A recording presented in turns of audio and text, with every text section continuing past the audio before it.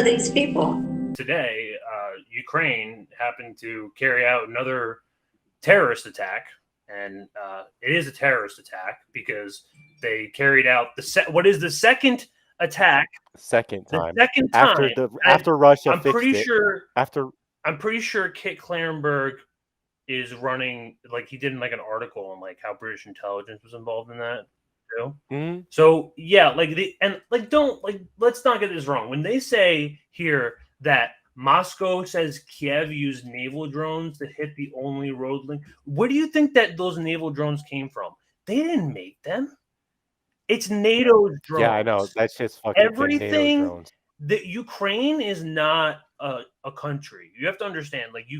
I'm not saying that I'm saying that in terms of like policy and optics. Like NATO makes every decision they make.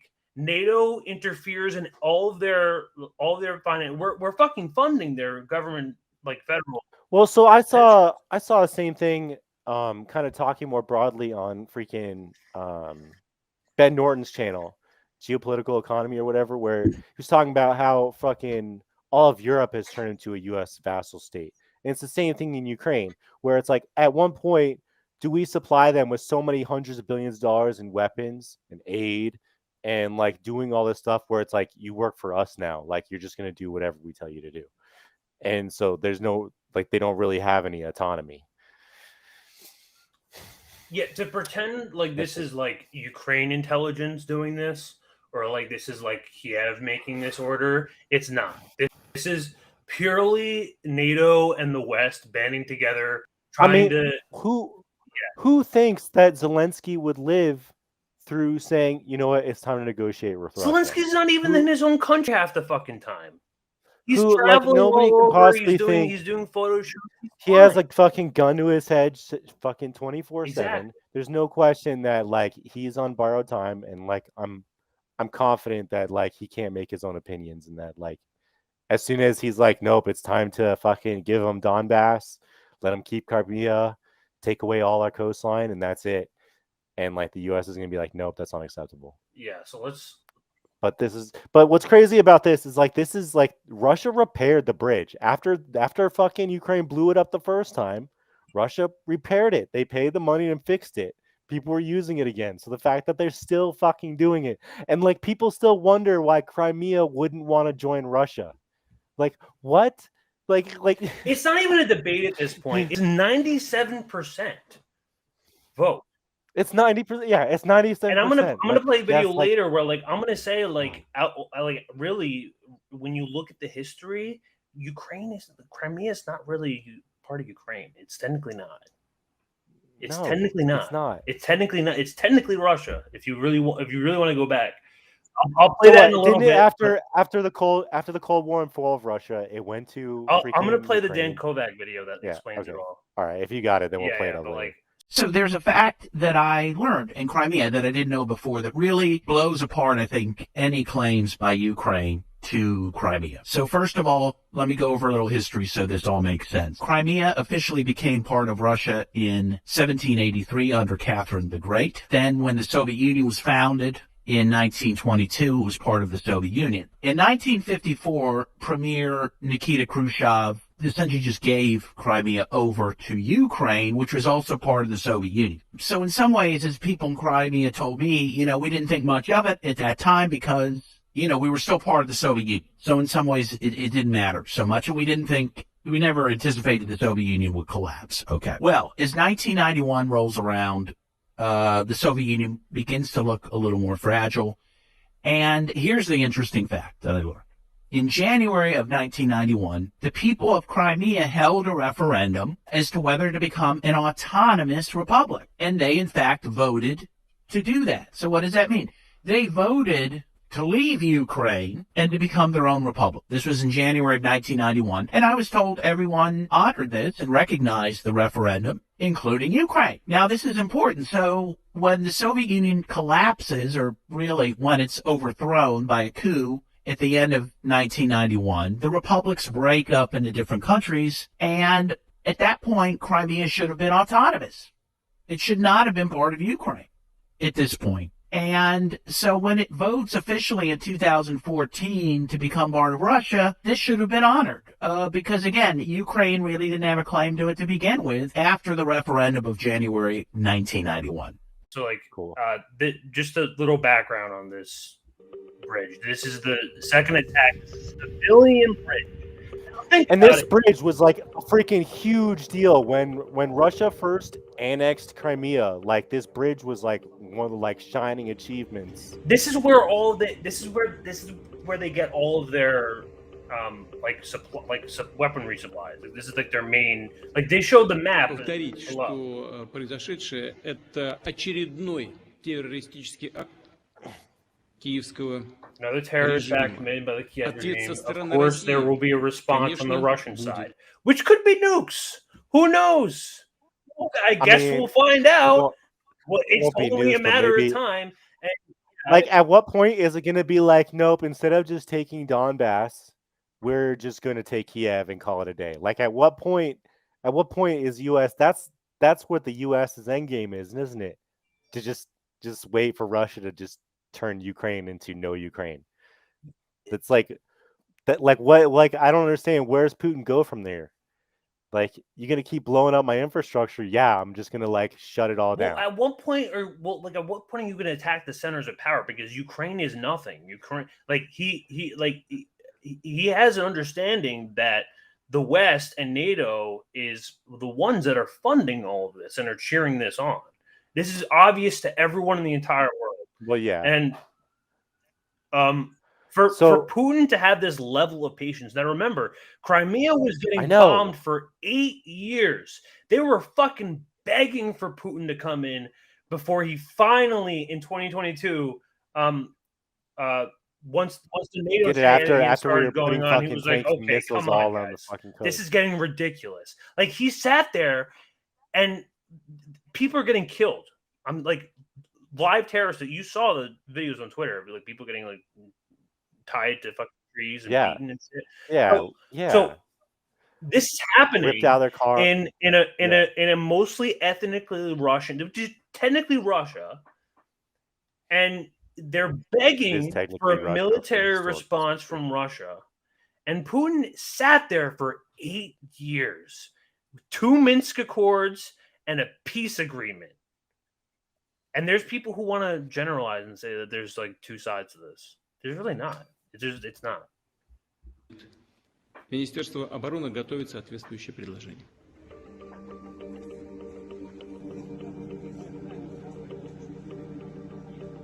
Ukraine's intelligence service. They don't have an intelligence service. Stop pretending that they have an intelligence. Like this is like this is all the FBI. Let's wait until we see all the people who get dragged in front of the Hague. Yeah. Next fucking few years, this is all settled. Like this is gonna be really bad. Like, do you remember the videos in the beginning where they were gassing people in the back of the vans? Horrific! Holy shit! On a civilian bridge. Now, let me ask you. So, like, if you're an American taxpayer, at what point are you going to ask yourself, like, so they're running? This is the Ukrainian strike that disabled the road bridge. Well, this is another thing. Is like why I think our elections is bullshit. Is like you can't run a war like this and can't be running forever wars. Like if you just think about it from a kind of rational, pragmatic perspective, and like even listen to freaking regular like commentators and pundits on establishment media, they all say the same thing: is that like wars are not popular with people. Like yes, there was like a surge after like freaking Iraq, but typically like wars are not popular, and like people complaining about how their bills have gone up 50% in the last year. Like going to the grocery store and stuff like that. Like nobody's trying to go to war. So the idea that Biden's getting elevated in this way doesn't make any sense. It doesn't make any sense to me. Like people fucking hate this shit. It doesn't make any sense to me how like the Democrats have any power. I don't know how brainwashed we are to think that this shit's acceptable. Like, and I think people are waking up a little bit, but like you can't make the same argument people were making with Afghanistan. I gotta be honest. In the beginning, when like in the very beginning, like March 2022, when this first started happening, like I didn't want to talk about it too much in public. Like I was like afraid of like pissing off like my liberal friends. Like I'm in New York, so I mean, you know, you got to be careful what you say. So like sometimes it depends on who you're with. Jeez. Like I got friends who are like not, you know, bullshit like that, but Like I used to be like, I get it. maybe there's two sides to this. Like the more and more information comes out, like we're 2 years into this, and now it's like we're like a year plus. There's so many red flags at this point. I don't see how you cannot see the I don't. sinister nature of what's ultimately taking place here. It's like all wars are based on lies, and Julian Assange told us that. So Yep. let me read a little bit this here. So like coming in the middle of Crimea's tourism season, Monday strikes inflicted yet another blow to Putin's prestige in addition to creating formidable handles for the Russian war effort, built at a cost of $4 billion. Imagine losing that. Imagine all the money. Well, the Nord Stream Imagine if 2 a was. guy came up to you, he pickpocketed $4 billion from your pocket, and then he ran away with it. And then what are you gonna do? Dude, are you gonna nuke the fuck that's- out of him, or are you gonna stay patient and do the what would Jesus do moment? And that doesn't include Nord Stream 2. That doesn't even include Nord Stream. Like, dude, that's so like that's what I mean. At what point are they going to be like, nope, no, we're not just going to like take Donbass. Now it's like we're done. And Yeah, then no, it is going to be a freaking 10-year war. Is up to his. He is reaching his Well, limit, and that's why we're screaming what did they at the top of what our did lungs. they do? They recently didn't they recently do the thing to like widen or not conscription in Russia, but they did something to make it easier for people to get back into the armed service. Maybe if they were I don't know. I thought I remembered reading something where they are kind of like trying to increase. Well, I do know that the Russian government is actually handing out they're putting out flyers in Ukrainian. They're trying to recruit people. No. So what they'll do is like they'll in the battlefield they'll like place all like these Ukrainian posters that say like if you come here are the coordinates, come to this location, surrender your weapons, and we'll take care of you. We'll give you. I saw a video like that the other day where people are like, I'm pretty sure that was on Kim Iverson, but I don't remember. But like, this is actually true, and most of the time, like this is actually something that Russia is doing. And so, like most of the time, when these Ukrainian soldiers get like when they surrender and they come over, and there's a lot of. They're like, don't kill me. And the There's Russians a lot are of like, them. we're not going to kill you. We're not going to kill you. Like, there's a lot of them. And you know what most of them are saying? Ultimately, what they're saying is like, drop your weapons. They're going to ask you, okay, so why did you do this? Why did you decide to do this? And you know what most of them say? They forced me to. So yeah, a lot of people we've seen those videos with the MPs throwing people even into cars. the civilians don't want this. They don't. No one is down for this. So the rail bridge, which sustained serious damage in October, remember the one in last year, was only lightly damaged on Monday's blast. Killed way more people, by the way.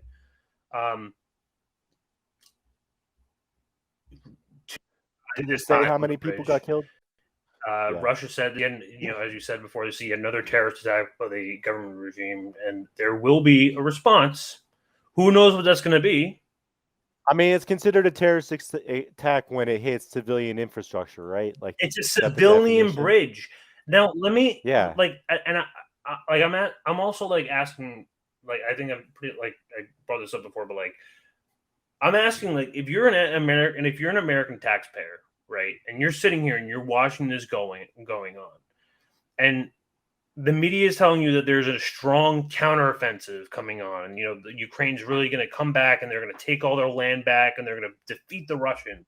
They still believe why? But then, why are they bombing Crimea? We're giving hundreds of billions of dollars, and they're blowing up a civilian bridge in Crimea that's nowhere near the counteroffensive. So why? Like why? So at what point are you going to ask yourself? What are they saying the motive is? So why are we attacking this civilian bridge in Crimea if this is nowhere near where the counteroffensive is? When are we going to ask this question? a lot of what are people they just don't like? want to. I mean, what is I America? think they're kind of blind to the. America is America trying to say it's a false flag?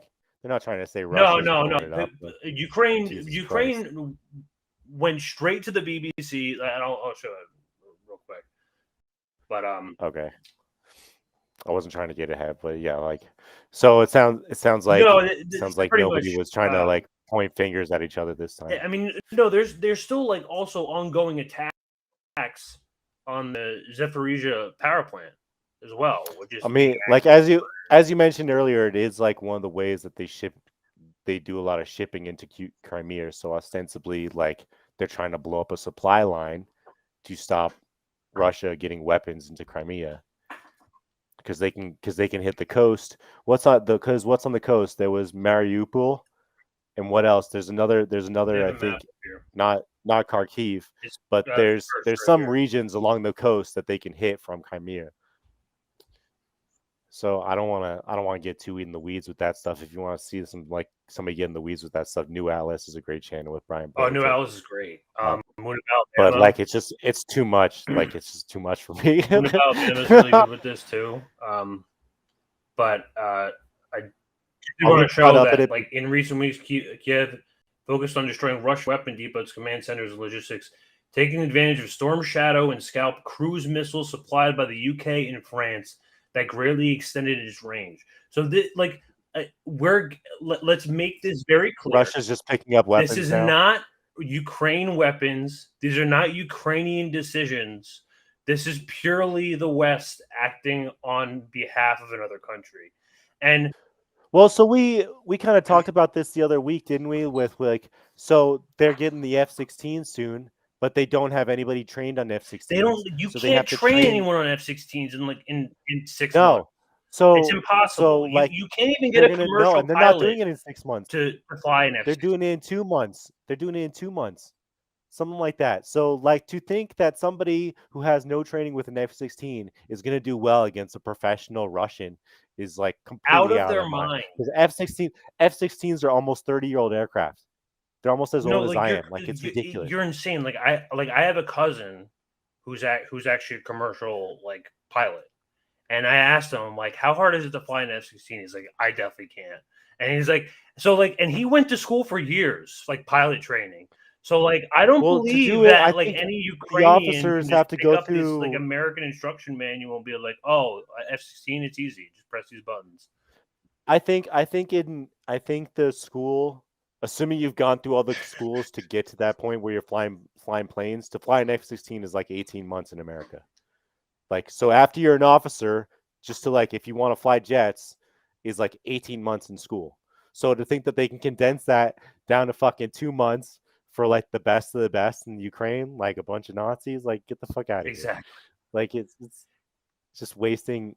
And what I was saying before was like you mentioned like how like who's taking the blame for this. Ukraine took the credit straight away. They were like, "Yep, it was up," and they went up and they called their friends over at the BBC. This happened right after. Wow. Shameless. Well, I'm assuming like so they just have the BBC on speed dial, and they call them up like, "Hey, we just blew up the that's crazy. You want to do a quick story on it? Can I just do it?" Lucy Gray, welcome to the programme. Sources in the Ukrainian security services have told the BBC that they carried out an attack on the Kerch bridge that links Crimea with Russia. The BBC has learnt that the Ukrainian Navy, together with the security... When are we going to stop pretending the Ukraine has a navy? It's the same thing with Nord Stream. Ukraine does not have a fucking navy. Are you insane? Just a bunch of NATO. it's Ukrainian. Well, it's the guys who are on the island. Remember the island in the beginning of the conflict where Russia took it over and it was like 20 guys on an island. They all freaking like surrendered immediately or something like that. There was like, and that's like right before they had the goes to Kharkiv or something like that. Like way in the beginning. Like this was like a year ago. Yeah. But like they don't have a navy. This is NATO. They don't really have soldiers at this point. NATO. services successfully targeted the bridge. Russia says 2 people were killed in what it's describing as an emergency on the bridge, which is currently closed to road traffic. Abdujalil Abdurasulov is in Kyiv for us, and can you bring us the latest? Yes, officially Kyiv has not admitted their involvement in this attack, but as you said, our sources and the security services in SBU claimed that the attack was carried out by their agency with the help of the Ukrainian Navy. However, we need to treat this information quite carefully, because Ukraine, like Russia, is using information as part of their warfare here, and this is quite a common practice that officially they rarely admit their roles in similar incidents. For example, the same bridge in Crimea was attacked last October, and Ukraine has officially admitted it just this month when Deputy Minister of Defense said that that was the first time when they tried to break Russia's logistics. But it looks like the incident there at the Crimean bridge is quite serious, since the ferry connection is also stopped. The ferry connection that connects Crimea with Russia's mainland, and the Russian-installed Crimean officials say that all people in peninsula must travel using the land route via what they called new territories, referring to the regions that are occupied, the regions of southern Ukraine. This bridge is important, isn't it? Not just symbolically because of it linking the Crimean Peninsula to Russia, but also logistically it's important too, isn't it? That is correct, yes. This bridge is part of the key supply route that Russia uses to support its forces in southern Ukraine. And without regular supplies, of course, its operations in the regions of Zaporizhia and Kherson in southern Ukraine will be severely affected. These are the areas where Kyiv is focusing on as part of their counteroffensive. So for Moscow, this bridge is very significant to continue the operation, and in order to be able to maintain their control of those occupied regions in southern Ukraine, that bridge is vital, of course. And this comes on the day. They're so desperate. They're so desperate. Whoops. I didn't mean to stop it there. There's one important part of it. Ukraine export its grain. This day where this deal operation, and in order to be able to maintain their control of those occupied regions in southern Ukraine, that bridge is vital, of course. And this comes on the day where this deal with Russia that lets Ukraine export its grain, this deal is about to expire, isn't it? What are we expecting on that front? That is correct. Yes, the timing of this incident is quite interesting because, as you said today, the deal that allows Ukraine to export its grain is expiring. And one of the Ukrainian militaries from the Southern Command actually commented, saying that this incident is actually Russia's provocation to disrupt the talks to extend this grain deal. So this deal is quite important, not just for Ukraine, but for the world as well, because Ukraine is one of the main producers of grain. Expect prices to go up. Their ability to export using the sea route is important in order to maintain all the volumes of their grain that they have. And over the past year, since the deal was signed, Ukraine managed to export more than 30 million tons of grain. And for the United Nations said that all these shipments were key to for the global food security, and therefore it's important to renew this deal. So let's get this straight. And I'm a big tinfoil hat about how they're I believe like elites are trying to mess with the food supply. Yeah. So what this is very obviously is so like Ukraine, this bridge is very essential to this grain industry that comes across, and it's a big export to the U.S. as well. The global food supply, actually. And the fact that they blew it up on the day that this deal expiring was basically just a big fuck you to Putin. And definitely Putin a big fuck exterminated the deal because he's like, okay, so why the fuck would I deal with you guys? Why the fuck would I do business with you guys if you're gonna blow up my bridge? So like what? So it really doesn't make sense anymore. They're like really like triggering, like they're like, and this is not affecting just Ukraine and Europe. It's affecting us too. So the one thing that I was like kind of keep in mind in this is that like basically what this BBC guy is saying and what the BBC is saying is just what they got from Ukraine.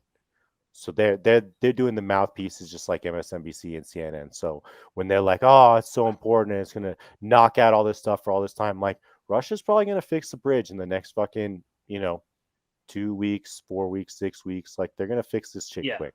And they're not fucking around. So like the idea that they're gonna like gimp Russia for any extended period of time is ridiculous because Russia's in it to win it. And like they have the resources. Ukraine doesn't have the resources to do this all the time. Yeah. So I kind of see it as like that. Yes, it's like it's a major inconvenience and it's a problem, but like Russia's gonna fix that shit, I think. Pretty quick. Yeah, though and they're just gonna put more military there, more security there, and they're going to hit harder, like he was saying earlier. That was the other thing. He was like, we're if you guys are gonna keep fucking with us, we're gonna like make things more difficult. So like, yeah, it's like a matter of like it's like dealing with like a temper tantrum toddler. Like, what do you do? Not even that, like a destructive. Like imagine like you had like the most insidious 6-year-old evil kid who was just like tearing up shit, like throwing shit on the walls, like fucking up your microwave and like putting the cat in the dumpster, like doing like weird shit like just like eventually. At what point are you gonna kick your kid? Like, at what point are you gonna send your kid to like mental health services or something? Like at what point are you just gonna be like, okay, I'm done? Like this is what like essentially what Russia's dealing with. It's a bunch of children having temper tantrum, and it goes back to like what you were saying, like in the world. Euromaidan didn't happen yesterday. It's been 9 years at this Exactly. point. It's a prolonged temper tantrum. Like it's been a long time where Russia has been like not trying to start World War And it means nothing because like Russia's really not communist anymore. So it doesn't make any sense. There's no Cold War. But I think there's also, I mean, we could have a whole separate discussion. It's a geopolitical, like, ideological thing. There's definitely like an economical, there's hegemonic thing going on that for sure. that transcends that kind of neoliberal ideology. I think they both have like kind of like neoliberal tendencies in their own right. Well, in a capitalist economy, like that, you need to, your power in the world. This is why China is the biggest power right now. But China is socialist. That's a different problem. Now. I think there's a different right. I think there's probably more in common with Russia and the U.S. than there is with U.S. and China. I would agree with that. Well, China is a totally different economic system, and they are fairly more successful than both of them. People say, but there is like what I was going to say before is like if you read things like, and that's like I think I posted something on Twitter before about tragedy and hope. The real juice of that is like really there's been like secret societies for like years who've been like really plotting this like thing against Russia about like kind of like setting it like China like as like their own Eastern imperial power on this coast, like kind of angling Russia into one corner. And well, their biggest mistake was pushing Russia towards China and not expecting them to gang together and be like, okay, what are we going to do with this guy? Well, I wonder. I'm so cynical. I wonder if that's the point sometimes because like U.S. had to ally with somebody, they're not going to get enough resources and support from the allies that they have. They've been pushing China away and Russia away for the last 30, 35 years. They've been pushing Iran away for at least 35, 40 years. So it feels like it was going to get to this point eventually where it's like the places that, maybe when I was a kid, China was not China was not where it is today, not even close. Maybe like people who were trying to like run things back then didn't have the foresight to think that China was ever going to be what it is today. You know, I don't think. Well, and we did like pump them up economically. It's a whole different conversation. But like, whole different conversation. But yes, yeah. So, to see the destruction of this bridge, and this killed 2 Ukrainian civilians. But technically, well, I guess they're ethnically Russian. But like, watch this disaster unfold.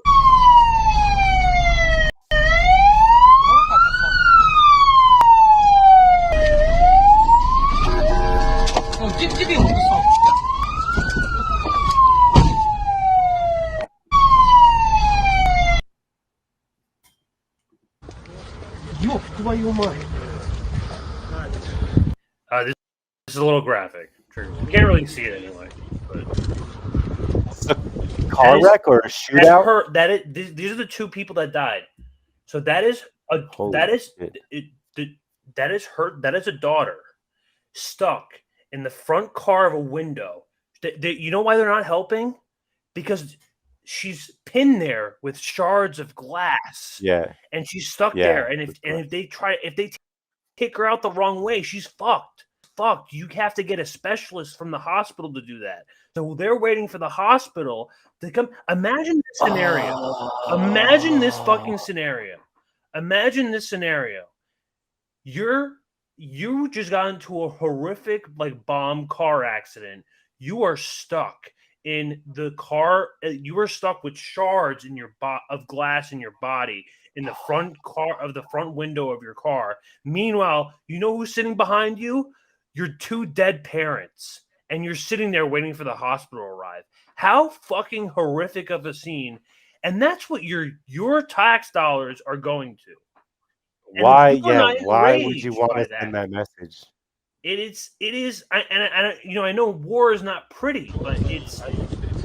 But why are we attacking civilian bridges? Is the point? Why are we attacking civilian infrastructure? This is terrorism. It is terrorism. It is a terrorist How can you argue act. that this is like Russia's fault? Like how? No, they're taking full credit. I mean, know that they took credit. Well, what I mean is how can you be telegrams that pretty much confirmed that. No. You know. What I mean is how can you be that liberal who like agrees that we need to be in Ukraine and that like we are okay with supporting a country that does these things, and then like see a video like this and still think that that's okay? Yeah, it's really bad.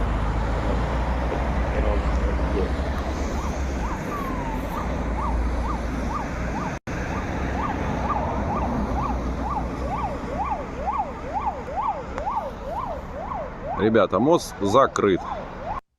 Yeah, so that was just some video of I think the aftermath and ultimately like what happened. It is horrific, graphic scene, and I feel really bad for that girl. She's gonna live with she's gonna live with a world of trauma. Can you imagine that? I don't. If she lives through that, what kind of mental shit goes on? Holy brain damage too. And I hear stories of people from Serbia and like the 1998 bombing. Damn, but like still, holy shit. No, that lady's not okay. Not okay. I feel bad. Definitely not okay. That's what I had. But I don't know what. I'm assuming there's some communication between whatever Ukraine intelligence and American intelligence. So I don't know why American intelligence would give the thumbs up for Ukraine to do something like this and think it's like a good move. I don't understand I could kind of understand it the first time, but Russia built that shit and fixed that shit so quick. So why are they doing it now? You're just desperate. You're just trying to slow it down for a few weeks. Yeah. Do they plan on doing like a counteroffensive to make it harder to get weapons for Russia to get weapons? There is no counteroffensive. They don't have any. They don't have any ammunition. Last reports I saw, they were they're 20% down in ammunition. they're attacking. They're using whatever they have, like Ukraine, UK, and France. Yeah, they got shit to fucking blow up civilian bridges in Crimea. It's like, what the fuck is they can't find the money. We did that segment before about like where they can't find any of the weapons. So like we know that this is all a racket. This is all just a big, it is what war is a racket. That's what they're just stretching it out. Yeah. They're just stretching it out.